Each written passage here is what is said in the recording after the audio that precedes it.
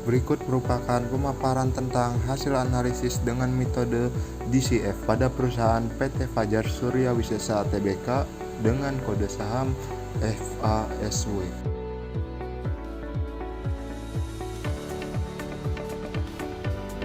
PT Fajar Surya Wisesa Tbk adalah perusahaan yang bergerak di bidang pembuatan kertas kemasan. Perusahaan ini bergerak dalam sektor industri dasar dan kimia, serta di industri bidang pulp and kertas. Produknya Fajar Paper meliputi coated duplex board yang merupakan duplex berlapis yang digunakan sebagai bahan kemasan ringan yang membutuhkan pencetakan.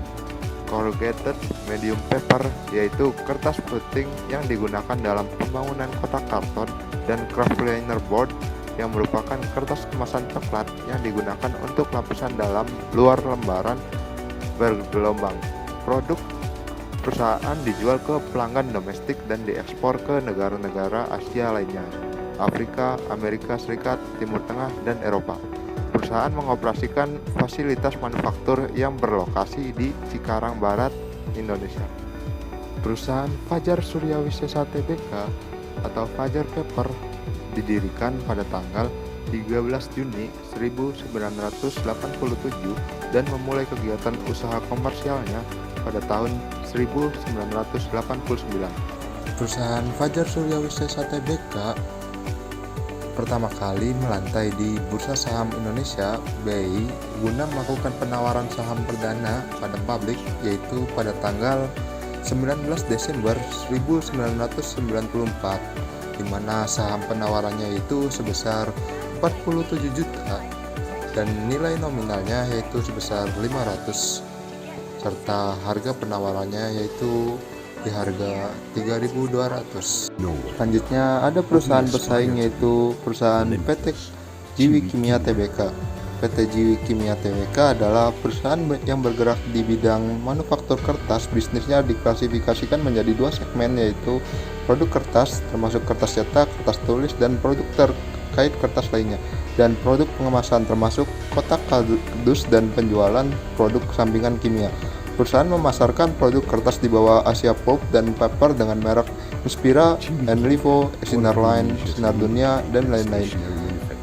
Di mana perusahaan ini mengoperasikan fasilitas manufaktur di Mojokerto, Indonesia. Anak perusahaannya termasuk PT Mega Kertas Pratama, PT Sumalindo Hutan Jaya, Jiwi Kimia Trading 3 Limited, dan Jiwi Kimia Finance Mauritius Limited. Perusahaan pesaing selanjutnya yaitu PT Sriwahana Ditya Karta Tbk adalah perusahaan yang bergerak dalam bidang usaha pabrik lembaran kertas bergelombang, corrugated carton sheet, kotak karton bergelombang, corrugated carton box, kertas berbentuk kerucut, paper cone, dan kertas berbentuk pipa, paper tube, yang dibuat dari kertas daur ulang.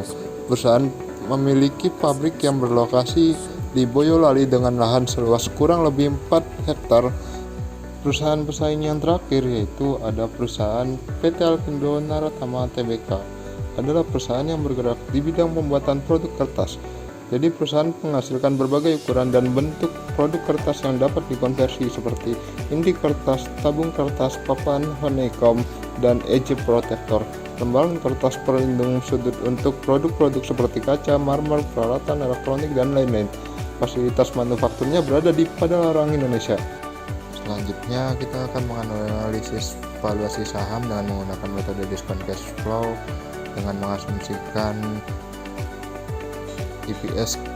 Step selanjutnya yaitu step yang kedua, mencari perolehan data dividen, EPS, dan PER, di mana PER ini rumusnya price dibagi EPS pada tahun itu. Oke, di sini saya sudah menemukan data-datanya beserta sudah saya jumlahkan juga per dengan menggunakan rumus PR-nya. Step ketiga yaitu mencari DPR. Rumus dari mencari DPR ini yaitu DPS dibagi EPS. Step selanjutnya yaitu nomor 4, future value EPS dan proyeksi EPS 10 tahun ke depan. Step selanjutnya yaitu valuasi saham dengan menggunakan metode discount cash flow yang kedua, di mana kita akan mencari EV dividen yaitu dengan cara EV EPS N atau tahun yang tadi kita sudah buat dikali dengan DPR akhir tahun. Step selanjutnya yaitu menghitung future value harga saham, dimana rumusnya itu EV PSN kali PR low sama dengan EV price N, dimana seperti dicontohkan ada perusahaan FASW dimana mempunyai EV EPS nya sebesar 802,56 dan PR low nya itu sebesar 13,88. Jika menggunakan rumus maka menghasilkan. Step selanjutnya yaitu menghitung future value total EV sama dengan EV price N plus divisi N, dimana FASW sendiri yang mempunyai div N ini. Maka EV price dari FASW ini sebesar 11.139,53 dan dividennya itu sebesar 555,80, maka mendapatkan EV dividen itu sebesar 11.695,33. Step selanjutnya yaitu valuasi saham metode discount cash flow ketiga, dimana kita akan menghitung tingkat hasil imbal hasil atau diskonto. Step selanjutnya yaitu present value harga wajar, di mana FASW EV mempunyai senilai 11.695,33.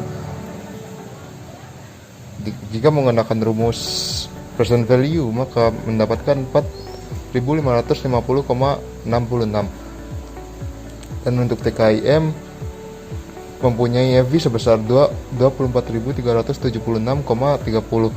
Jika menggunakan rumus maka akan menghasilkan 9.484,84. Step yang terakhir yaitu menganalisis margin of safety atau MOS, di mana rumusnya itu intrinsic value dikurangi price dibagi intrinsic value dikali 100%. Untuk perusahaan FASW itu intrinsic value-nya itu sebesar 4.550,66 dan price-nya itu sebesar 6.000. Jika menggunakan rumus MOS maka menghasilkan negatif 31,84% margin of safety. Dan untuk perusahaan TKIM intrinsic value-nya itu sebesar 9.484,84 dan untuk price-nya itu sebesar 565.675.